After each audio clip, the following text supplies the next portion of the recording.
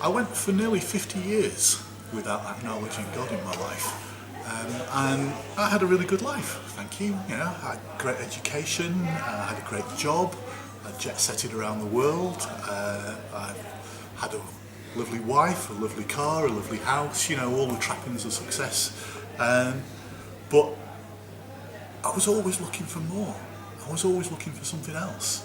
And that drove me, and I felt kind of hollow inside.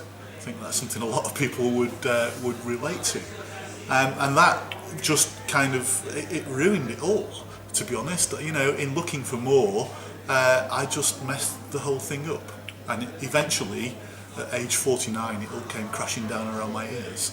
And I got to the point where I had literally, rationally and calmly decided that that was it, my life was over. And I was going to end it. And I planned that.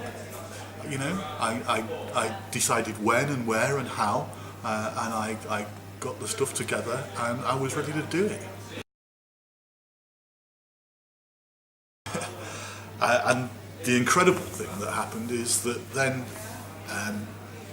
when it actually came to it, something in the back of my head said, Derry, if you can do this, you can do anything.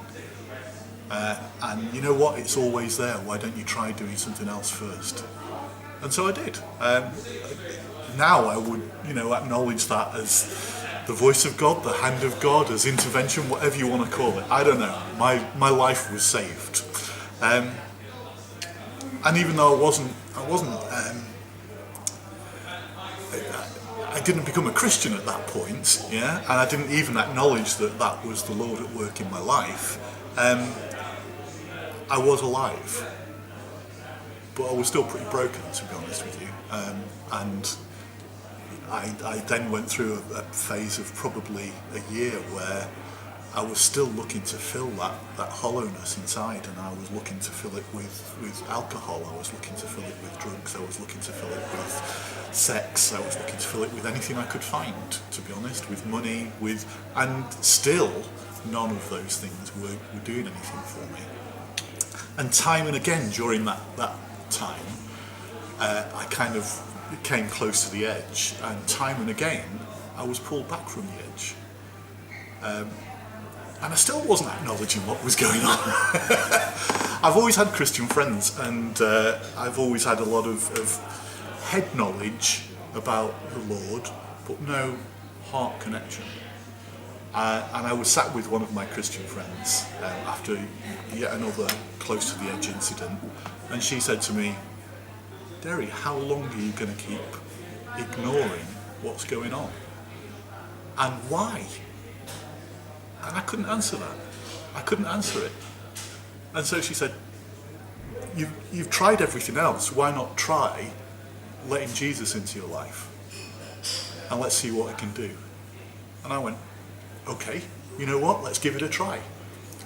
I can't say I was wholeheartedly believing at that point, but I did open the door.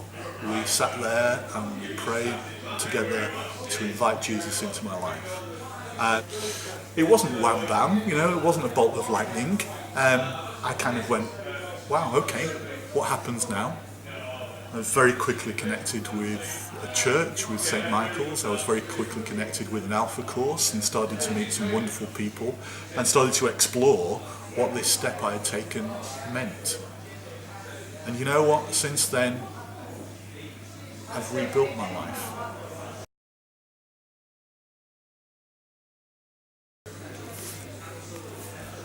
I'll tell you the difference. Yeah? Instead of being washed around by the tide and smashed around by the waves of life, which we all experience, I've got a rock. I'm standing on the rock, yeah? And that rock is Jesus. And the tide and the waves still wash around me. They still look very threatening and very scary, but I'm standing in a solid place. And that's the difference. Yeah?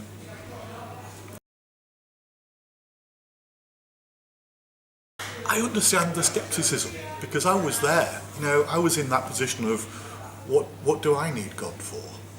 my life's okay. But actually that was arrogance. That was just me putting me first and me at the centre of my life. And the difference now is that Jesus is at the centre of my life, and I'm secondary, if you know what I mean. So what I would say is, give it a try. Yeah? Boy, I tried everything. I really tried everything. And it wasn't until I gave Jesus a try that things really started to turn around. And I'll tell you what it is. It's you not being changed from the outside in. You're being changed from the inside out.